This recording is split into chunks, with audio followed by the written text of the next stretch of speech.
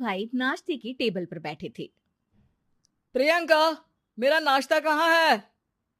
भाभी, मुझे भी ऑफिस के लिए लेट हो रहा है। इस पर प्रियंका किचन में से दोनों के नाश्ते की प्लेट्स लेकर बाहर आती है।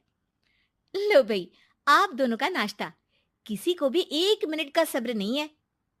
ये प्रियंका का ससुराल है, जहाँ कोई औरत ना होने की वजह से शादी वाले दिन से ही घर के साथ दोनों भाइयों की जिम्मेदारियां प्रियंका संभाल लेती है। दोनों भाई शांति से नाश्ता कर रहे होते हैं कि अंकुश अपने भाई की प्लेट से पराठे का एक टुकड़ा उठा लेता है। आपको पता है ना, मैं खाना शेयर नहीं करता, फिर भी मेरी प्लेट में से खाना जरूरी है क्या? अरे हद हो गई है, मुझे नहीं खाना अब। अंकुर गुस्से में नाश्ता छोड़कर टेबल से उठ खड़ा होता है। अरे, ये कैसा बिहेवियर है अंकुर? एक टुकड़ा ही तो है। एक हो या आधा, मुझे भूख लगी है तो ये सिर्फ मेरा ही है। उसे भी किसी के साथ शेयर करने बैठा तो भूखा नहीं रह जाऊंगा। अरे बाबा ठीक है, अब इस पर भी लड़ाई। दूसरा बना देती हूँ, पर प्लीज ऐसे खाना बीच में छोड़कर मत जाओ। इससे अन्न का अपमान होता है। ओ प्लीज भाभी, ऐसी कोई चीज होती ही नहीं है। आपके पास पैसे हैं, खरीदो और खाओ। अगर नहीं खाया जाए तो फेंक दो। अरे दुनिया में सब यही करते हैं। अंकुर बैग उठाकर ऑफिस के लिए चला जाता है, जिसके पीछे उसका बड़ा भाई मायूस सा घर में खड़ा रह जाता है। जिसने बचपन से सोने की चम्मच में खाया हो, उसे दुनिया के बारे में क्या पता होगा। वैसे गलती तो हमारी ही है। अगर कभी बचपन में ही सही गलत का फर्क सिखाया होता तो आज ये हाल नहीं होते। आप फिक्र क्यों करते हैं जी? भगवान है, वो जो भी करता है सबकी भलाई के लिए ही करता है। और जब वो चाहेंगे तो अपनी तरह से अंकुर भैया को भी सब कुछ सिखा देंगे।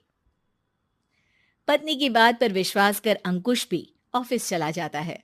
सुबह से दोपहर होती है और अंकुर लंच करने ऑफिस के पास वाले रेस्टोरेंट में पहुंचता है, जहां वो एक साथ बहुत सारा खाना ऑर्डर कर देता है। सर, क्या कोई आपको ज्वाइन करने वाला है? नहीं तो क्यों? अब कुछ नहीं सर, ऐसे ही। वेटर चला जाता है और कुछ देर में अंकुर का ऑर्डर लेकर वापस आता है, जिस पर अंकुर सब डिशेस में से थोड़ा थोड़ा खाकर बाकी ऐसे ही छोड़कर बिल देकर चला जाता है। वाह भगवान, तेरी माया। कहीं कोई एक एक टुकड़े के लिए तरसता रहता है और ये 5 लोगों का खाना ऑर्डर करके एक का भी पूरा नहीं खाते। पैसे वालों की माया। वेटर टेबल साफ कर बचा हुआ सारा खाना लेकर रेस्टोरेंट के पीछे घूम रहे बच्चों के पास पहुंच जाता है, जिसे देख बच्चों के चेहरे खिल उठते हैं। वाह, आज इतना सारा खाना आया। थैंक यू भैया। भगवान आपको खाने की फैक्ट्री बना दे। अगर ये फैक्ट्री मेरी होती तो तुम लोगों को कभी किसी का झूठा बचा हुआ खाना नहीं खाना पड़ता। चलो तुम लोग खाओ, पर ध्यान रखो किसी को पता ना चले, नहीं तो मेरी नौकरी चली जाएगी। इसी के साथ दिन बीतता है और रात को दोनों भाई एक साथ घर पहुंचते हैं।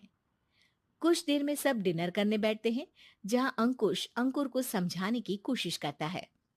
अंकुर, अगर हमें लाइफ में सब कुछ मिला है, इसका ये मतलब नहीं कि तुम उसका गलत फायदा उठाओ, बल्कि तुम्हें उसकी मदद से दूसरों को भी मदद करनी चाहिए। भैया, जिनके पास नहीं है उनकी वजह मैं तो नहीं ना। और ऐसे बहुत लोग हैं जिनके पास सब कुछ है। इसलिए अगर मैं एक इंसान कुछ नहीं करूंगा तो कोई फर्क नहीं पड़ने वाला। तुम्हारे भैया बस एक चीज समझाना चाहते हैं कि जिस चीज की हमारे पास कमी नहीं है, उसे बर्बाद करने से अच्छा है कि लोगों के साथ शेयर करें। इससे हम सिर्फ सामान नहीं, खुशियां भी बांटते हैं, और इसमें तुम्हारा ज्यादा कुछ तो जाएगा नहीं। भैया भाभी की बात सुन अंकुर कुछ बोले बिना उठकर चला जाता है। इसी तरह दिन बीतते रहते हैं, जिसमें अंकुश और प्रियंका कोशिश तो बहुत करते हैं, पर अंकुर पर किसी भी चीज का कोई असर नहीं पड़ता। एक दोपहर अंकुर सैंडविच खाते हुए सड़क के किनारे चल रहा होता है।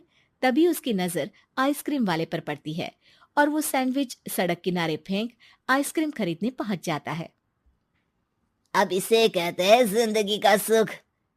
जैसे ही अंकुर आइसक्रीम लेकर पीछे मुड़ता है तो एक आदमी को सड़क से वही सैंडविच उठाते हुए देखता है।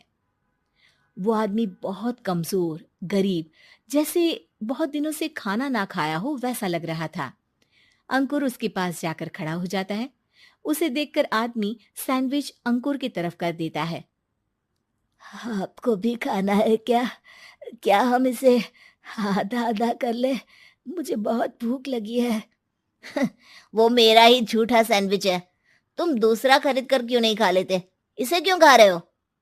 अरे भैया, अगर खरीदने के पैसे होते तो 4 दिन से भूखा नहीं घूम रहा होता। हैं? क्या?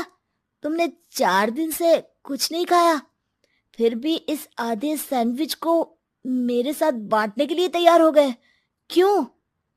अरे भैया, पैसा नहीं है तो क्या हुआ, इंसानियत आज भी उतनी महंगी नहीं हुई, और ना ही उस पर अमीर गरीब का टैग लगा है जो हम उसे रख ना सके।